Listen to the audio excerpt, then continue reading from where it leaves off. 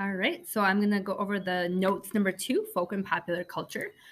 So as you are taking notes today, or as you're kind of going through this video, the slideshow is also posted if you need to go back to look at it. But just a reminder to write down the things that you see in the notes that are highlighted in yellow. So earlier this week, we introduced the concept of culture and cultural traits, and then we looked at how culture spread through cultural diffusion.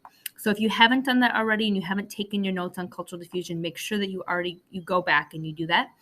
Today, we're going to take a look at 2 different ways of looking at culture and 2 different types of culture that are oftentimes overlapping, but we're going to take a look at popular and folk culture. So before we get into popular and folk culture, we want to define different types of culture. And one way that we take a look at different cultural traits. Remember that a cultural trait is kind of a single aspect of someone's culture that we can kind of identify. We can look at where their origin is, the hearth, and the diffusion. But we can separate different cultural traits into material culture and non-material culture. So material culture is the things that a group of people make. So it's those tangible things that are very physical. So football, for example, is an example there. It could be a type of dress or a type of food that people eat, but material is something that is like material. It's like something that is tangible. Non-material culture are the things that we believe, the practices, the ethics of a group of people, the values. Those can come out, those can be displayed in our material culture, but it's really the ideas and the beliefs and practices behind those. So it might be a holiday or just the idea of independence.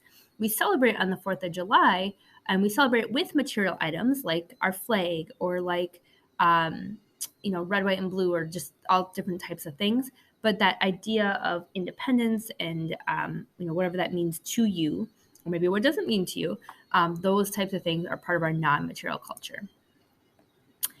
So now we're going to get into popular versus folk culture. So popular culture traits are going to be things that are generally pretty large. They are cultures that spread to all different types of people. So it includes heterogeneous populations. The term heterogeneous just means different. So diverse populations, different groups of people. It doesn't matter, might be more likely to come out in some groups of people, but it doesn't matter your background, your ethnicity, but they're going to spread to different groups of people regardless of who you are.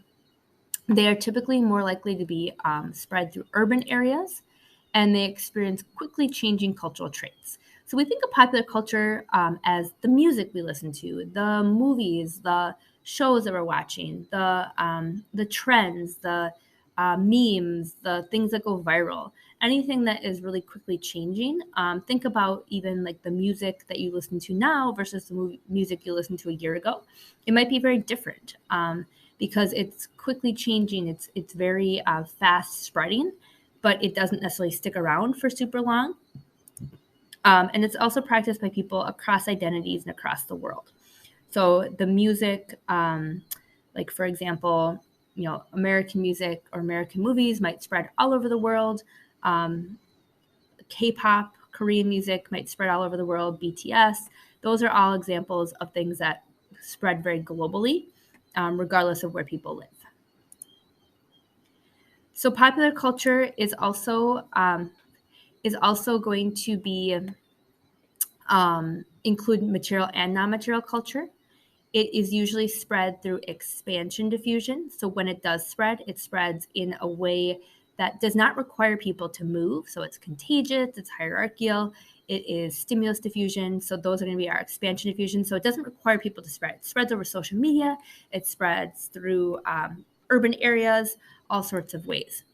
So on the other hand, folk culture, Keeling, can you tell her that Stom's class is in the library? Did you hear what I said? So folk culture, on the other side, is what we think of as like more traditional and smaller scale culture. So folk culture is when we think of like a group of people kind of holding tight to their cultural practices, kind of like really kind of having a sense of their ethnic or their traditional identity. We oftentimes call that folk culture. It includes similar groups of people, so groups of people that maybe speak the same language or have the same ethnicity. And typically, folk culture is going to be found more in rural areas. So rural areas are places that are outside of the city. And oftentimes it's easier to practice in rural areas because you're not as much influenced by diverse populations. You're not as influenced by technology even though today all places are influenced by those things due to how fast our communication is and how quickly things spread. But it's also oftentimes something that really people try to hold on to. Maybe they don't practice it all the time in their daily life, but they kind of try to practice and hold on to their traditions and to their ethnic way of life. People really work to preserve those traits in order to claim uniqueness. And it usually spreads when it does spread. It's not necessarily because it is spreading through social media, although more and more today folk culture does spread through social media. But oftentimes when people spread their folk culture, they're much more likely to spread it because they move. They move to a new area, or an immigrant group comes in, and the ethnic food of maybe the Somali people have opened up restaurants in Minnesota, and that has spread through relocation diffusion. And that is because of that migration pattern. So here's another way to think about it. Folk culture varies from place to place at a given time, whereas popular culture varies from time to time at a given place. So popular culture is very quickly changing, where folk culture doesn't change quite as much, but it's much more varied across place. So you are gonna finish out today by watching a video. The link is up here. So the video is about American Samoa. American Samoa are a tiny island chain in the South Pacific. So here's Australia over here. Here's American Samoa. And it's about, so American Samoa is a U.S. territory. So it is owned and controlled by the United States, but with a very indigenous group of people. And the American football has gone to the American Samoa and had a huge influence on American Samoa. So you're going to learn about that in the video. But as you do, you're going to add these to your notes. So as you're watching, I want you to add examples of folk or Samoan culture that you see and hear here. So what are some things that you see in Samoan culture that maybe you wouldn't necessarily see all over the world? And then what are some examples of pop culture in Samoa? So what are some examples of popular culture?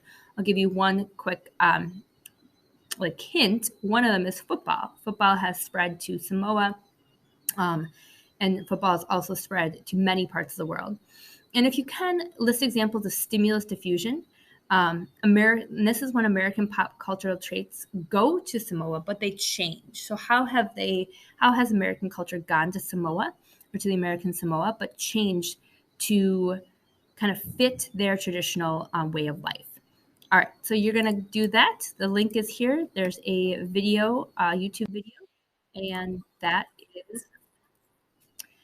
is what you're going to do for the rest of your day. Have a good Friday, and you can look for our next week to be posted soon.